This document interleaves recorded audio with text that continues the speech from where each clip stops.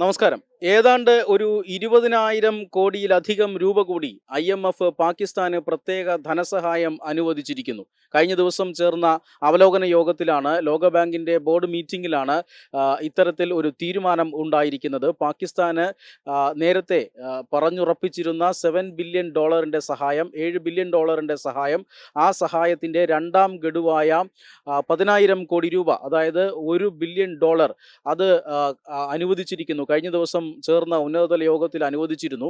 പക്ഷേ ഇന്ത്യ ഈ ഒരു അനുവാദത്തെ അല്ലെങ്കിൽ പണം അനുവദിക്കുന്നതിനെ ശക്തമായി തന്നെ യോഗത്തിൽ എതിർത്തിരുന്നു.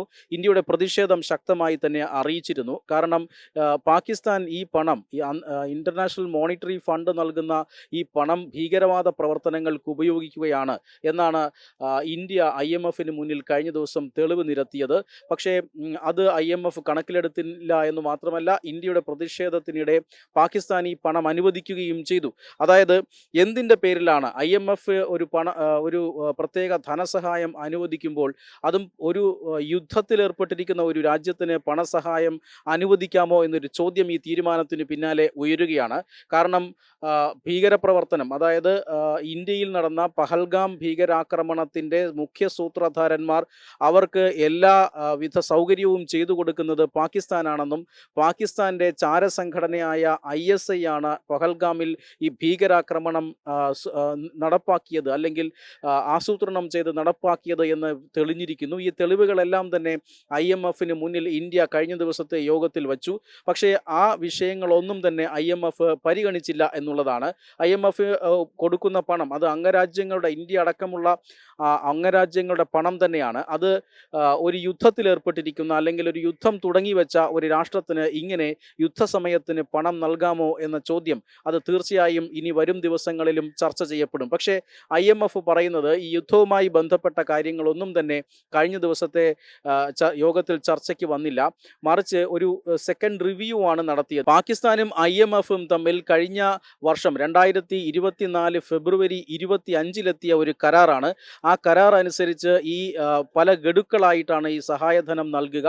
ഈ സഹായധനത്തിൻ്റെ ഒന്നാം ഗഡു നൽകിക്കഴിഞ്ഞു. ഈ ഒന്നാം ഗഡു എന്തൊക്കെ കാര്യങ്ങൾക്ക് വിനിയോഗിച്ചു എന്നതുമായി ബന്ധപ്പെട്ട് പാകിസ്ഥാൻ ചില കണക്കുകൾ സമർപ്പിക്കണം. ഈ കണക്കുകൾ അത് പരിശോധിക്കുക ആയിരുന്നു കഴിഞ്ഞ ദിവസത്തെ യോഗത്തിൻ്റെ പ്രാഥമികമായ ധർമ്മം. അത് ആണ് അവിടെ നടന്നത്. അതിനുശേഷം രണ്ടാം ഗഡുവായ തുക അനുവദിക്കുന്നു.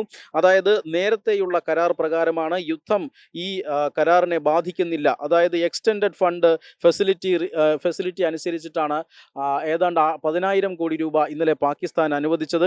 അതോടൊപ്പം തന്നെ റീസൈലൻസ് ആൻഡ് സസ്റ്റൈനബിലിറ്റി ഫെസിലിറ്റി അനുസരിച്ച് മറ്റൊരു 13,000 കോടി രൂപ കൂടി പാകിസ്ഥാൻ അനുവദിച്ചു. ആകെ 20,000 കോടിയിലധികം രൂപ പാകിസ്ഥാന് അനുവദിച്ചിട്ടുണ്ട്. ഇന്ത്യയും പാകിസ്ഥാനും തമ്മിൽ ഇപ്പോൾ നടക്കുന്ന സംഘർഷം ഈ കരാറിൽ പരിഗണിച്ചിട്ടില്ല എന്നാണ് IMF അറിയിക്കുന്നത്. പക്ഷേ ഇന്ത്യ ഉയർത്തുന്ന ചോദ്യം, രണ്ട് രാജ്യങ്ങൾ തമ്മിൽ യുദ്ധം ചെയ്തുകൊണ്ടിരിക്കുമ്പോൾ രണ്ട് രാജ്യങ്ങളും അംഗങ്ങളായിട്ടുള്ള ഈ IMF യുദ്ധം തുടങ്ങി വെച്ച ഒരു രാജ്യത്തിന് ധനസഹായം നൽകുന്നതിലെ യുക്തിയെ ഇന്ത്യ എന്തായാലും ചോദ്യം ചെയ്തിട്ടുണ്ട്. ഈ ചോദ്യം വരും ദിവസങ്ങളിൽ ചർച്ചയാകുമെന്ന് ഉറപ്പുമാണ്. വെബ് ഡെസ്ക് തത്വമൈ ന്യൂസ്. തുമ്പമൺ ശ്രീ വടക്കുംനാഥൻ ക്ഷേത്രം, അമ്പലക്കടവ്, പത്തനംതിട്ട.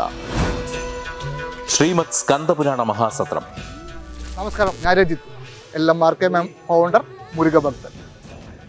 തുമ്പമൺ വടക്കുംനാഥ ക്ഷേത്രത്തിൻ്റെ ആഭിമുഖ്യത്തിൽ സ്കന്ദമഹാഹോമം നടക്കാൻ പോവുകയാണ്. അതിൽ മെയ് 16 ഞാനും ഒരു അതിഥിയായി എത്തുന്നുണ്ട്. കേരളത്തിലും മുരുകഭഗവാന്റെ ഒരു എനർജിയുടെ ഒഴുക്കിൻ്റെ ഒരു തുടക്കം കുറിക്കലായി തന്നെ ഇതിനെ നമുക്ക് കണക്കാക്കുന്നതാണ്.